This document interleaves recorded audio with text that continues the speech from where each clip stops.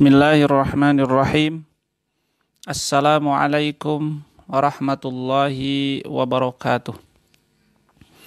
Alhamdulillahi rabbil alamin.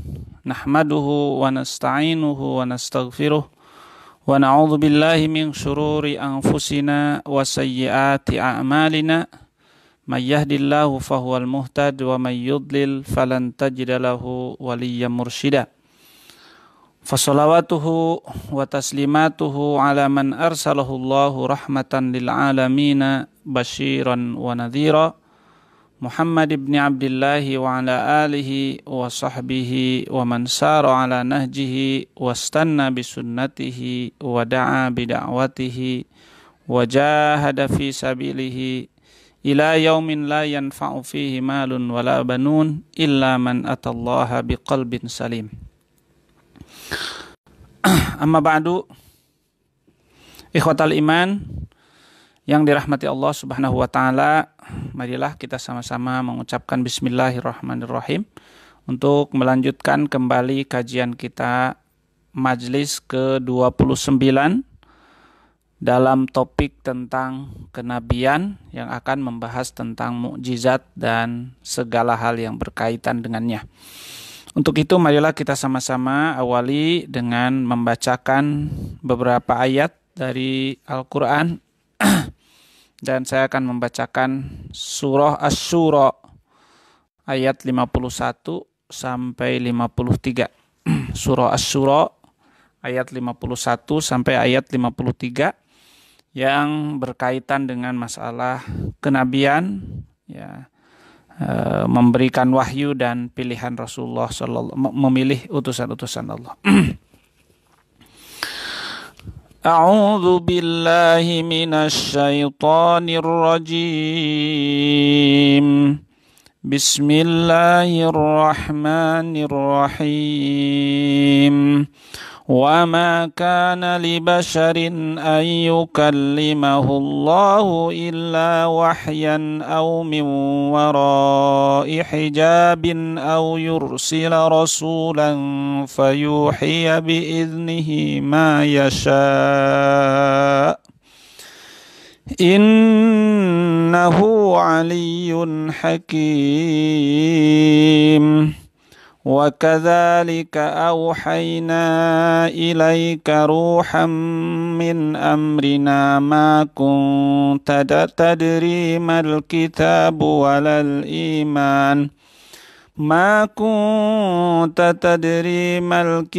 وَلَا الْإِيمَانُ وَلَكِنْ جَعَلْنَاهُ نُورًا نَهْدِي بِهِ مَن نَّشَاءُ مِنْ عِبَادِنَا وَإِنَّكَ لَتَهْدِي إِلَى صِرَاطٍ مُّسْتَقِيمٍ صِرَاطِ اللَّهِ الَّذِي لَهُ مَا فِي السَّمَاوَاتِ وَمَا فِي الْأَرْضِ أَلَا إِلَى اللَّهِ تَسِيرُ الْأُمُورُ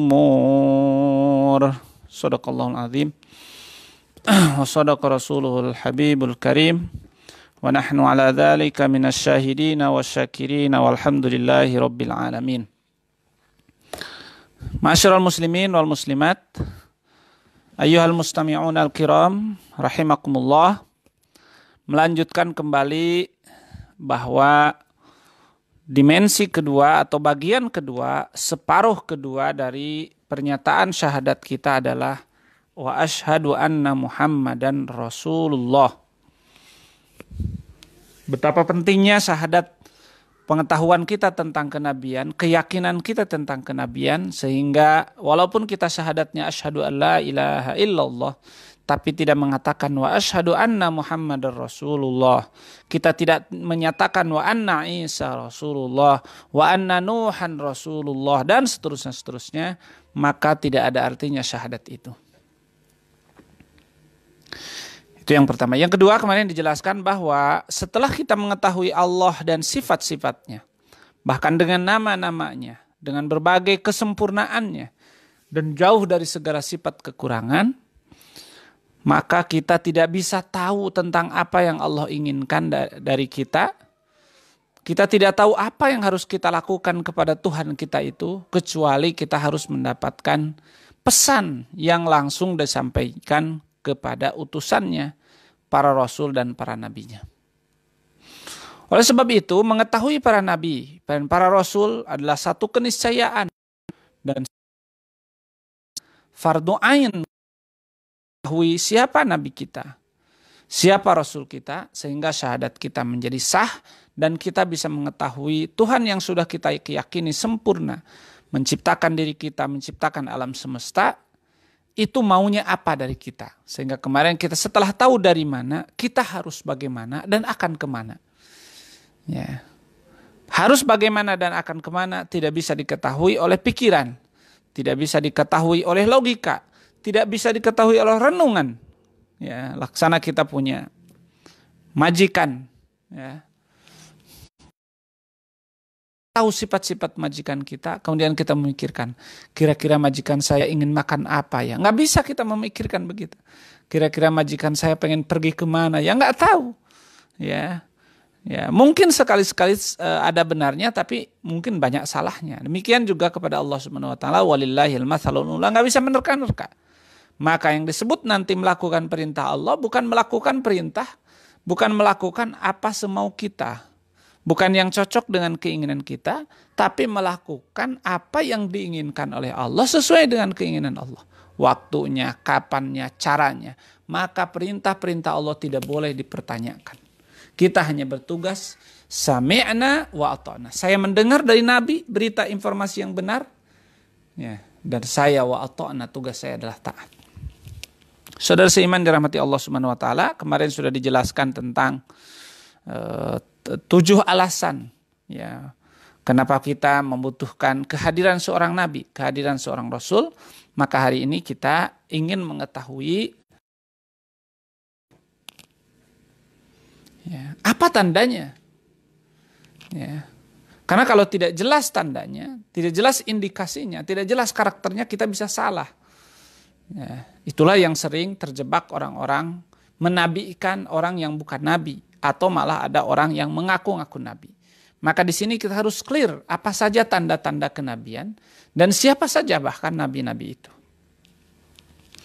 Saudara seiman dirahmati Allah Subhanahu Wa Taala,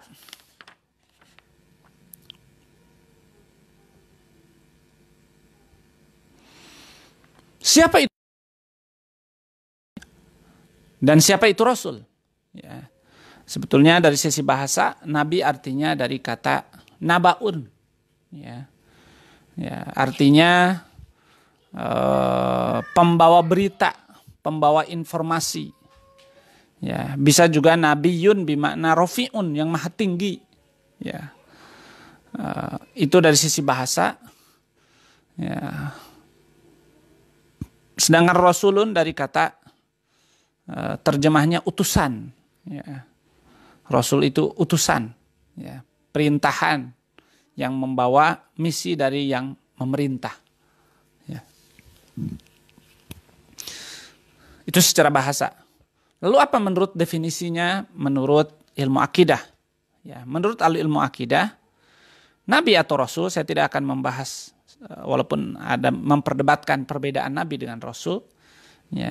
Nabi, mohon maaf, itu koneksinya yang mana? Nyala yang itu. Baik. Ada mengatakan nabi, rasul itu diutus dengan syariat baru, sedangkan nabi bisa melanjutkan syariat sebelumnya. Ya. Kemudian ada juga yang mengatakan nabi itu, rasul itu diperintahkan untuk menyampaikan, sedangkan nabi itu untuk dirinya sendiri. Itu beberapa cara pandang ulama, tapi memang perbedaannya akhirnya tipis yang membedakan nabi dengan rasul. Ya. Siapa itu dia nabi atau rasul? Insanun uhiya bisyar'in, ya, ini secara umum, wa umira bitablighihi, seorang manusia, ya. Jadi nabi itu adalah manusia, ya. Bahkan nanti di antara syaratnya adalah insan zakarun, laki-laki, sehingga tidak ada nabi perempuan, ya. Ini sudah laqad sya'allah, ini pilihan Allah, kita tidak bisa mempertanyakannya, ya. Allahu ya'lamu haitsu yaj'alu risalatah di Al-Qur'an. Allah yang lebih tahu, yang lebih tepat siapa yang dijadikan rasulnya. Ya, jadi insanun zakarun, laki-laki yang uhiya, diberi wahyu bisyar'in, dengan syariat, kemudian wa umira bitablighihi, dan diperintahkan untuk menyampaikan wahyu itu. Jadi seorang rasul adalah seorang manusia yang diberi perintah oleh Allah Subhanahu wa taala, diajarkan syariat oleh Allah, diajarkan apa yang harus dilakukan oleh manusia agar manusia itu tahu apa yang harus dilakukan kepada Allahnya, kepada Tuhannya. Nah, itu substansinya. Tapi kalau cuma begitu, maka kita akan bisa ada orang ngaku-ngaku. Ya, bisa ada orang mengklaim diri sebagai rasul, atau orang di rasul, ya, diangkat menjadi rasul oleh manusia, didaulat, ya, tanpa ada bukti. Qad sya'allah, Allah telah memilih, ya, satu cara untuk membuktikan dia nabi, rasul atau bukan, dengan satu cara yang disebut dengan al-mu'jizat. Ya, jadi untuk membuktikan nabi atau bukan, untuk membuktikan rasul atau bukan, maka Allah biasanya menunjukkan mukjizat sebagai bentuk pembenaran dari Allah bahwa dia benar utusan Allah. Ya, kalau kita mengutus utusan, misalnya presiden mengutus utusan, mengirimkan pesan, ya, lewat utusannya kepada kita, maka kita harus bertanya, apa tandanya kalau dia itu utusan presiden? Bawa surat yang ditandatangani presiden, atau bawa apa yang menunjukkan kepresidenan. Demikian juga rasul, tidak semua orang yang mengklaim mengaku rasul, kemudian dia sebagai rasul, maka dia harus menunjukkan apa bukti dia sebagai rasul. Kalau tidak, maka orang bisa banyak, bisa ratusan, bisa ribuan orang yang menjadi nabi palsu, menjadi rasul palsu, seperti yang banyak terjadi di negeri kita. Ada orang ngaku nabi, ada orang ngaku malaikat Jibril dan sebagainya, tanpa ada bukti, dan sudah tidak mungkin ada bukti karena Nabi Muhammad SAW sudah menyampaikan la nabiyya ba'di, tidak ada nabi lagi. Allah Subhanahu wa taala berfirman di dalam surah Al-Hadid ayat 25. Ya. Laqad arsalna rusulana bil bayyinati wa anzalna kitaba wal mizana liyaquman nasu bil qisti. Ya. Kata Allah Subhanahu wa taala, sungguh kami telah mengutus utusan-utusan kami bil bayyinat, dengan dalil-dalil, dengan bukti yang menunjukkan bahwa dia utusan kami. Ya, jadi dalam istilah Quran, mukjizat itu disebut bayyinat. Mukjizat itu disebut bayyinat. Bayyinat itu saksi. Seperti orang bersengketa maju ke meja hijau, ke pengadilan, apa yang dia aku atau apa yang dia klaim, maka butuh saksi. Saksi itu bahasa Arabnya bayyinah, ya, atau syahid, bahwa itu milik dia berdasarkan kesaksian. Nah, seorang rasul yang mengaku nabi, yang mengaku rasul, maka perlu bukti, dan buktinya itu adalah disebut di dalam surah Al-Hadid, laqad arsalna rusulana bil bayyinat. Karena kalau tanpa bayyinat, maka semua orang bisa mengaku nabi. Kemudian wa anzalna ma'humul kitaba wal mizana liyaquman nasu bil qist. Dalam ilmu akidah, apa yang disebut bayyinah, apa yang disebut dengan mukjizat? Ya, kata para ulama, al mu'jizatu hiya amrun khariqun lil 'adati yudhiruhu Allahu ala yaddi mudda'in nubuwati tasdiqan li da'wahu ma'a adamil mu'aradah. Mukjizat adalah sebuah perkara, sebuah kejadian yang terjadi dengan kebiasaan dan terjadi di tangan orang yang mengaku diri sebagai nabi. Sebagai bentuk pembenaran dari Allah bahwa ia adalah utusannya dan sesuatu yang terjadi itu tidak bisa ditandingi. Ya. Jadi yang pertama, mukjizat itu indikasinya atau syaratnya dia harus kejadian luar biasa. Ya, ada namanya hukum adat. Contoh, api membakar. Itu biasa, hukum adat. Bukan hukum logika. Menurut adat kebiasaan, api membakar. Air mengalir ke dataran rendah. Ya, pisau bisa melukai, dan seterusnya, dan seterusnya. Itu hukum adat. Nah, yang disebut mukjizat itu harus mendobrak hukum kebiasaan. Kalau api asalnya membakar, jadi tidak membakar. Yang asalnya panas, jadi tidak panas. Ya. Air yang aslinya harus mengalir ke dataran yang lebih rendah, jadi tidak mengalir ke dataran yang lebih rendah. Ya, pisau yang asalnya menusuk, tidak menusuk. Ya, tidak melukai. Nah, itu namanya amrun khariqun lil adat, sesuatu yang kejadian di luar kebiasaan hukum alam. Ya, baru bisa dikatakan mukjizat kalau itu terpenuhi. Ya, 1 poin itu dulu. Jadi maksudnya apa? Kalau orang ngaku dapat mukjizat, tapi mukjizatnya sekedar saya bisa membunuh ayam misalnya dengan pisau, ya biasalah itu. Ya, saya bisa membakar rumahmu, biasa itu dengan api. Ya, jadi harus sesuatu yang tidak biasa, yang luar biasa. Kemudian yudhiruhullahu ala yaddi mudda'in nubuwah. Harus nampaknya pada orang yang mengaku nabi. Ya, jadi 1 harus luar biasa, tidak biasa. Nabi yang bakar Nabi Ibrahim. Lautan di zaman Nabi Musa yang dipukul bi asokal bahrofan falako, airnya harus ya. Syaratnya yang kedua adalah harus nampak pada seorang yang mengaku nabi. Kalau nampak kepada orang yang bukan nabi, ya bukan mukjizat. Nanti akan kita bahas. Ya.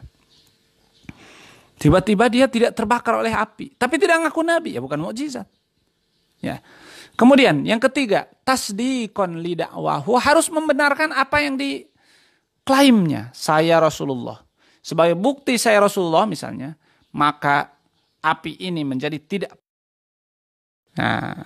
tidak membakar. Air ini menjadi tidak mengalir ke bawah dan seterusnya. Tapi kalau malah sebaliknya, misalnya air ini tidak mengalir ke bawah, malah mengalir ke bawah. Ya, jadi membenarkan api ini tidak membakar, misalnya malah membakar. Ya. Jadi kalau tidak membenarkan maka bukan juga mukjizat. Yang keempat, ya, syaratnya adalah ma'adamil mu'aradati, tidak bisa ditandingi. Kalau bisa ditandingi, ya sihir banyak ditandingi. Ya. Sulap itu bisa ditandingi. Ya, mukjizat itu tidak bisa ditandingi. Seperti tongkat Nabi Musa menjadi ular. Itu memang tongkat para pesihir jadi ular. Sama-sama jadi ular. Sama-sama di luar kebiasaan. Tapi bedanya, tongkat para pesihir jadi ular itu bisa ditandingi. Tongkat Nabi Musa jadi ular tidak bisa tertandingi. Sehingga seluruh ular itu dimakan oleh tongkatnya Nabi Musa. Dan dalam dunia sihir itu tidak berlaku begitu. Jadi yang disebut mukjizat, segala kejadian yang luar biasa Allah nampakkan pada orang yang mengaku nabi sebagai bentuk pembenaran atas pengakuannya sebagai utusan Allah. Ya. Sehingga kata para ulama, kalau dia mengatakan misalnya, tanda kemukjizatan saya adalah api menjadi dingin. Nah, malah bukan menjadi dingin misalnya, malah air jadi tidak mengalir. Kan itu juga kontradiksi, yang dia minta api, yang dia jadi air itu juga tidak sah menjadi mukjizat. Ya, kemudian harus tidak bisa tertandingi. Saudara seiman dirahmati Allah Subhanahu wa taala. Para ulama biasanya membahas dari bahasan tentang khawariqul adat. Khawariqul adat itu sesuatu yang tidak biasa, yang diantara mukjizat. Itu bukan hanya mukjizat. Maka tadi tidak setiap luar biasa itu mukjizat. Kalau sesuatu yang luar biasa terjadi di tangan Nabi dan tidak bisa tertandingi, itu namanya mukjizat. Kalau sesuatu yang luar biasa bukan pada orang ngaku nabi, tapi pada orang soleh, namanya karamah. Ya, orang ini baik, wajibnya disempurnakan, sunnatnya disempurnakan, hubungan kepada Allahnya baik, hubungan kepada manusianya baik, bersih, kira-kira lah begitu, bersih sekali. Orang itu sering disebut waliullah dalam istilah Al-Quran. Jadi wali itu istilah Quran. Dalam surah Yunus Allah menegaskan, ala inna awliya Allahi la khawfun alaihim walahum yahzanun. Ingat, sesungguhnya para wali Allah itu la khawfun alaihim walahum yahzanun. Tidak ada rasa takut dan tidak ada rasa sedih bagi mereka. Dalam hadis Rasulullah SAW dikatakan, Ma taqarraba ilayya 'abdi aw ahabbu mimma aftaradtuhu. Tidak ada pendekatan diri yang paling Allah cintai untuk kita lakukan kecuali sesuatu yang wajib. Jadi kalau kita mau mendekat kepada Allah, caranya yang wajib dulu. Ya. Karena sesuatu yang paling Allah cintai dari kedekatan diri kita dengan Allah yang wajib. Maka ulama mengatakan, man syagolathu sunnah anil fardi fahuwa magrur. Siapa orang sibuk melakukan sunnah, tapi fardunya tidak benar, maka orang itu tertipu oleh tipuan setan. Jadi di antara tipuan setan, kita suka melakukan yang sunat, lalai dengan yang fardu. Maaf, sholat tarawih misalnya. Sholat tarawih asal-asalan. Nah, itu termasuk yang tidak benar. Ya. Wa mazala al-'abdu yataqarrabu ilayya bin nawafili hatta uhibbahu. Dan kata Allah, kalau seorang hamba ingin dicintai oleh aku, dia terus mendekati aku dengan sempurna yang wajib, ditambah yang sunat, sampai aku mencintai. Jadi cara menjadi kekasih Allah atau waliullah itu dalam hadis sahih dikatakan, kita mendekatkan diri kepada Allah dengan menyempurnakan yang wajib-wajib, menyempurnakan terus yang sunat-sunat, sampai Allah mencintai. Cinta itu artinya wali, kekasih. Maka ketika aku sudah mencintainya, kuntu sam'ahu alladhi wa basarahu alladhi yubsiru bihi, maka saya menjadi pendengarannya. Menjadi pendengarannya itu bisa jadi pendengarannya lebih kuat daripada pendengaran orang biasa. Diberi keistimewaan yang disebut dengan tadi amrun khariq, tidak biasa. Matanya diberi ketajaman, memandang lebih daripada kebiasaannya. Tangannya diberi kekuatan. Ya, wa yadahu alladhi yabtishu biha wa rijlahu alladhi yamshi biha. Kakinya punya kekuatan melangkah lebih daripada biasanya. Juga di antara mananya adalah Allah memberikan penjagaan kepada telinga, kepada mata, kepada tangan, dan kepada kaki, dan kepada seluruh tubuhnya. Itulah yang disebut dengan karamah. Ya. Dan karamah itu pemberian dari Allah Subhanahu wa taala atas kesolehan seseorang. Maka kata para ulama, untuk menandakan wali atau bukan wali, tandanya bukan hebatnya, bukan jagoannya, bukan bisa terbangnya, tapi lihat dari amalannya, lihat dari ibadahnya, lihat dari ketakwaannya, lihat dari muamalahnya. Andai pun dia bisa berjalan di atas air, terbang di atas udara tanpa pesawat, tapi ibadahnya tidak benar, kewajibannya tidak dilakukan, banyak aturan Allah yang dilanggar, ketahuilah dia bukan waliullah, tapi bisa jadi dia walius syaitan, kekasihnya setan. Saudara seiman dirahmati Allah Subhanahu wa taala.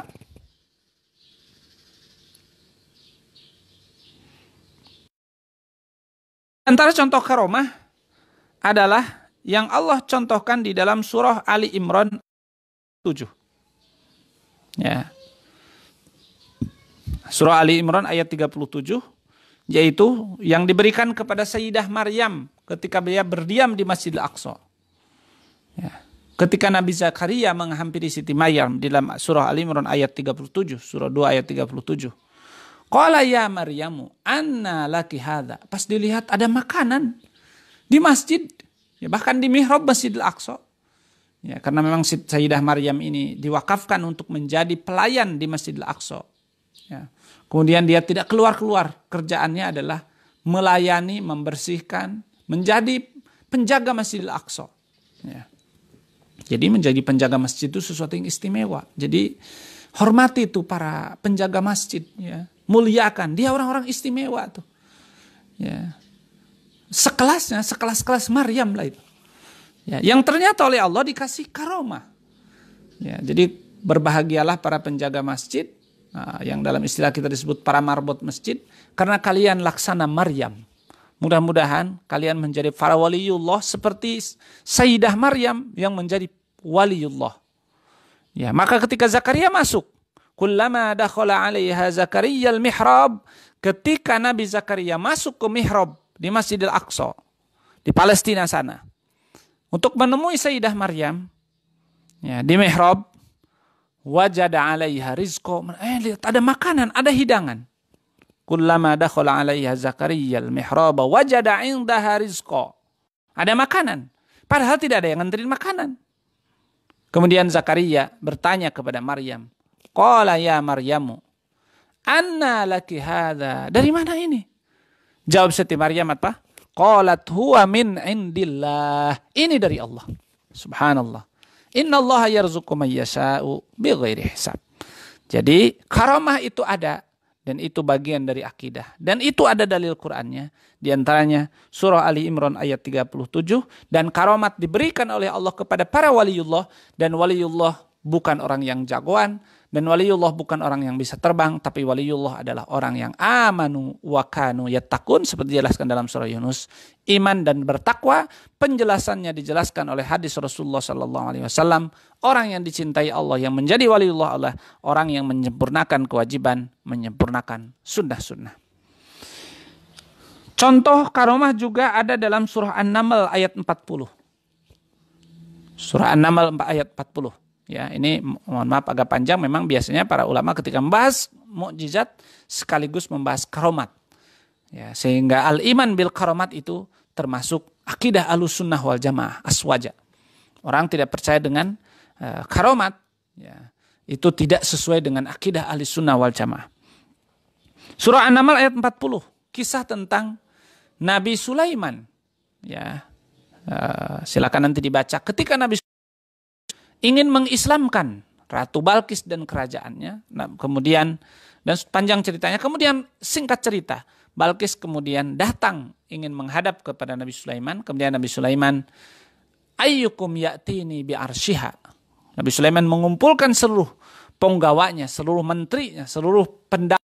Terus dia mengatakan, siapa yang bisa mendatangkan arasnya Balkis, singgasannya Balkis, tempat istimewanya Balkis.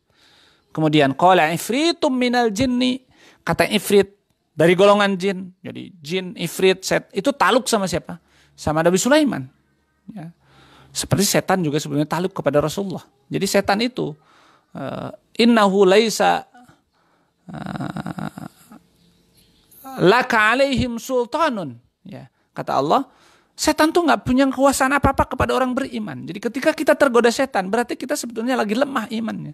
Maka kalau iman kita lagi full, ingat kepada Allahnya, ingat kepada Rasulullah, ingat kepada balasan akhir, surga neraka, alam kubur, nggak akan berdosa. Ya, jadi ketika iman itu full, hadir dalam rasa, dalam pikiran kita, nggak akan berdosa. Maka Allah mengatakan, setan itu tidak menguasai orang beriman. Ya. Maka orang-orang yang imannya standar tinggi terus, seperti para rasul, para anbiya, para wali, nggak bisa digoda setan. Nah, kembali lagi bahwa Nabi Sulaiman itu diantara pasukannya adalah jin, ifrit, setan, semuanya taluk. Wa minasyayatini man yakunu lahu. Jadi setan itu masuk pasukannya. Taluk semuanya kepada Nabi Sulaiman. Nah, kalau kita mah kebalik ya, kadang-kadang bukan setan yang taluk kepada kita, tapi kita yang bertekuk lutut di bawah aturan setan. Gitu. Siapa yang bisa mendatangkan? Kata Ifrit, saya bisa mendatangkan qabla an taquma min maqamik, sebelum engkau berdiri dari tempatmu duduk. Jadi cepat gitu. Padahal dari Sabah, ya, dari Yaman katanya ke Palestina. Itu kalau berapa perjalanan, berapa hari. Tapi karena si iblis ini punya kekuatan, Ifrit itu, dia bisa mendatangkan dari duduk begini sampai beranjak berdiri, belum selesai berdirinya sudah sampai, saking cepatnya. Berapa menit? Nggak sampai semenit. Wa qala alladzi 'indahu 'ilmun minal kitab. Ternyata ada yang lebih cepat lagi, seorang hamba yang punya pengetahuan tentang Alkitab. Ya, di sini para ulama menafsirkan yang artinya orang soleh yang takwa dari Allah. Apa kata dia? Ana atika ilaika tarfuk. Saya bisa lebih cepat lagi sebelum berkedip selesai. Oh, ini kalau ini berdiri berkedip. Dan benar, falamma ra'ahu mustaqiran. Nah, ini contohnya Asib bin Barkhaya. Ya. Dia bukan nabi, nabinya Nabi Sulaiman, tapi dia orang soleh yang hatinya bersih, jiwanya bersih, ketakwaannya tinggi, imannya full. Ya, fardunya diselesaikan, sunnatnya diselesaikan sehingga dekat dengan Allah, hubungan dengan Allah baik, hubungan dengan manusia baik, maka jadilah kekasih Allah sehingga punya namanya yang tadi itu karomat. Dia bisa mendatangkan singgasana Balkis dengan sebagai bentuk karomat dari Allah Subhanahu wa taala. Kalau mukjizat fungsinya untuk membenarkan, maka karomat itu untuk memuliakan. Sehingga terus kepada Allah Subhanahu wa taala itu merasa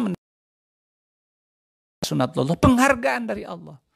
Reward dari Allah Subhanahu wa taala. Jadi karomat itu adalah reward atas kesalahannya. Ya. Dia memang tidak biasa, mendobrak kebiasaan, tapi ingat, bukan. Jadi maka jangan ngaku nabi, ya. Maka jangan dianggap nabi. Kalau ya, dan saya ingin katakan, kalaupun ada sesuatu yang di luar kebiasaan, khawarikul adat, dinampakkan pada orang sekarang, misalnya, nah, maka ingatlah, bukan nabi.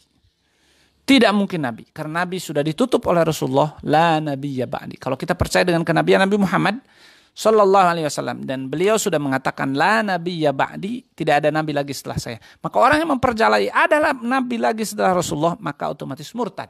Apapun alasannya. Apapun alasannya. Karena kalau kita percaya kepada seseorang, maka harus percaya kepada perkataannya. Orang mengatakan percaya kepada Nabi Muhammad, tapi mengatakan ada nabi lagi. Padahal Nabi Muhammad itu sendiri mengatakan tidak ada nabi lagi setelah saya. Maka orang yang mengaku nabi setelah ada Nabi Muhammad sama dengan dia menolak kenabian Nabi Muhammad dan tidak percaya dengan perkataan Nabi Muhammad. Saudara seiman dirahmati Allah SWT. Jadi satu mukjizat, nampaknya kemukjizatan atau sesuatu yang tidak biasa kepada sebagai pembenaran. Yang kedua, sesuatu yang khariqun lil adat, tidak biasa, dinampakkan kepada orang soleh, hamba Allah yang istimewa, sebagai bentuk kemuliaan dari Allah, disebut karamat. Kan kepada orang mukmin biasa. Ya. Namanya ma'unat. Jadi ada mukjizat, karamat kepada orang soleh. Di luar, di atas standar biasa. Kalau sekarang ada ma'unah. Ma'unah itu artinya sesuatu yang luar biasa. Tidak biasanya api asalnya membakar, jadi tidak membakar. Tapi diberikannya kepada orang biasa, orang mukmin tapi biasa. Itu namanya pertolongan. Maka saya katakan jangan GR. Kalau kita misalnya maaf, tiba-tiba ada kejadian besar, orang semuanya kena kecuali kita. Ya, maka menurut saya jangan terlalu GR. Oh, jangan-jangan saya waliullah nih. Orang kebakaran semua, rumah saya tidak. Bisa jadi itu maunat saja. Allah kasihanan kepada kita. Ya. Disebut maunat. Seringkali Allah memberikan pertolongan saja sesuai dengan pilihan Allah, walaupun dia nggak baik-baik amat, bukan waliullah, bukan kasih Allah, tapi Allah ingin menunjukkan kasih sayangnya. Seperti kita ngasih kepada murid atau ngasih kepada anak, bukan karena prestasinya. Kalau karena prestasinya, ya itu berarti takrim. Takrimul mutawaffawikin istilahnya di Arab. Itu memberikan reward kepada orang yang berprestasi. Tapi kadang-kadang bukan apa-apa, kasihan saja. Nah itu. Jadi mukjizat, karamat, ma'unat. Masih apa yang disebut dengan irhas. Ya, ini saya lewat saja. Kalau irhas itu dinampakkan kepada orang yang akan jadi nabi. Ya, maka para ulama membedakan. Ya, walaupun kadang-kadang disebut mukjizat saja secara umum, ya, dan tidak ada masalah. Tapi secara lebih detailnya, sebelum diangkat jadi nabi, sebelum mengakunya jadi nabi, dia sebenarnya bukan mukjizat, tapi disebut irhas, tanda-tanda kenabian. Ya, misalnya ketika Nabi ada kejadian lahir, ada kejadian ketika kecil, ketika dagang ada ini dan sebagainya. Pokoknya kejadian-kejadian seorang yang belum jadi Nabi, belum mengaku Nabi, masih kecil. Ya. Dan kejadian itu tidak biasa. Itu disebut namanya al-irhas. Jadi sampai titik ini kita sudah mengetahui mukjizat, karamat, ma'unat, dan irhas. Ada juga amrun khariqun lil adat, urusan yang luar biasa, tidak biasanya, tapi Allah nampakkan kepada orang yang jahat. Wah, ini orang bakar misalnya. Ya. Ditenggelamkan di air, dia malah bisa jalan di atas air. Padahal penjahat. Apakah itu karamat? Apakah itu mukjizat? Tentu bukan. Karamat juga bukan. Istilah para ulama itu disebutnya al-istidraj. Al-istidraj. Bahasa kita istidraj itu provokasi. Ya. Menarik orang agar, mendorong orang agar terjerumus. Ya, ayatnya surah 7, ya, surah Al-A'raf ayat 183. Walladzina kadzdzabu biayatina sanastadrijuhum min haitsu la ya'lamun. Wa umli lahum inna kaidi matin. Dan orang-orang yang membohongkan ayat-ayat kami, orang kafir, durjana, sanastadrijuhum min haitsu la ya'lamun, kami akan dorong dia ke satu tempat bahaya dengan cara yang dia tidak rasa. Jadi orang jahat semakin diberikan keistimewaan kan semakin sombong. Lihat saya mabok terus, mencuri terus, korupsi terus, bohong terus, semua. Istilah orang Sunda tukang bobok, tukang tarok gitu ya. Yang dia lewati semua dia langgar. Tapi banyak justru keajaiban dalam hidupnya. Seakan-akan banyak kemujizatan yang menguntungkan dia maksudnya. Itu disebutnya istidraj. Allah ingin dia semakin serakah, semakin jauh. Kemudian wa umli lahum, saya tunda waktunya. Inna kaidi matin, tapi ini adalah kaid dari Allah SWT. Ini adalah makar dari Allah. Ini adalah cara Allah agar dia celaka dalam bentuk kecelakaan dan kehinaan yang lebih dahsyat. Ya. Jadi ada mu'jizat, ada karamat, ada ma'unat, ada irhas, ada istidraj. Ya, ada istidraj, bahkan ulama ada istilah lain yang disebut dengan al-ihanah. Ya, ihanah itu juga bentuk sesuatu yang tidak biasa. Khariqun lil adat. Tapi Allah nampakkan kepada orang yang ngaku Tuhan. Ya, nanti seperti Dajjal. Itu ngaku Tuhan kan. Katanya bawa surga, bawa neraka. Siapa yang mengikuti dikasih surga. Siapa yang tidak mengikuti dikasih neraka yang dibawa oleh dia. Dan dia mampu melakukan itu. Ya, di luar kebiasaan. Ya. Dan dia itu sebagai bentuk penghinaan dari Allah SWT. Ya, agar dia semakin terhina hidupnya dengan cara diberikan kelebihan. Jadi salah satu hikmah dari pelajaran ini, kita jangan bahagia dengan pemberiannya, tapi harus bahagia dengan ketaatannya. Ketika taat kepada Allah terus kita diberi karomat, bahagialah atas keistiqomahan dan ketaatannya. Kalau ulama mengatakan jangan mencari karomat, carilah istiqomah. Istiqomah qiyamul lail, istiqomah sedekah, istiqomah baik kepada tetangga, istiqomah terus. Karomat itu bonus saja, jangan mencari karomat. Karena pemberiannya itu belum tentu menunjukkan kemuliaan. Pemberian Allah itu belum tentu menunjukkan keridhaan Allah. Bahkan sampai pengkabulan doa ya. Kemarin ketika kita bahas kisah Iblis meminta kepada Allah, ya Allah fa'anzirni ila yaumi yub'atsun. Kan Iblis memohon kepada Allah, ya Allah, ya sudah saya dilaknat, tapi biarkan saya hidup panjang. Siapa yang minta? Iblis, orang makhluk terlaknat. Apakah Allah penuhi? Ya, Allah penuhi. Ya, kata Allah apa? Qala innaka minal munzirin. Ya, jadi sekali lagi, iblis yang minta ingin ditangguhkan, dipanjangkan usia, Allah beri. Tapi apakah Allah ridha? Tidak.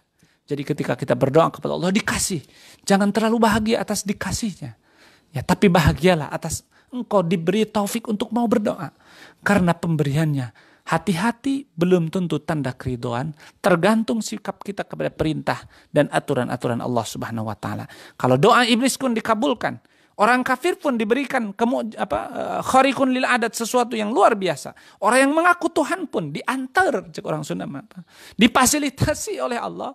Maka dalam hidup kita jangan mengukur diri, jangan mengukur orang lain dengan materi, dengan kemudahan-kemudahan, tapi ukurlah dengan keistiqomahan dan ketaatan. Saudara seiman dirahmati Allah Subhanahu wa taala, itulah materi kedua dari tentang kenabian. Subuh ini kita bisa mengenali tentang mukjizat, karamat, ma'unat, irhas, istidraj dan ihanah ya, dengan dalil-dalilnya di Al-Qur'an. Dan insya Allah besok kita akan mengenali mukjizat para nabi yang diabadikan dalam Al-Quran sebagai bentuk pembenaran Allah, sebagai bukti bahwa dia adalah para Rasulullah Sallallahu Alaihi Wasallam. Mudah-mudahan Allah memberikan kesempatan dan kesehatan kepada kita dan memberikan kelapangan pikiran, kelapangan dada sehingga kita bisa terus melakukan pendalaman, kajian, mempertebal keimanan. Hayyan bina nu'min sa'ah. Mari kita terus mengasah keimanan kita setengah jam setiap hari. Mudah-mudahan Allah memberikan kemudahan kepada yang mendengarkan dan kepada yang menyampaikannya. Dan yang paling penting, mudah-mudahan semua proses ini dijadikan ibadah oleh Allah Subhanahu wa taala. Aqulu qouli hadza wa astaghfirullah li wa lakum. Assalamualaikum warahmatullahi wabarakatuh.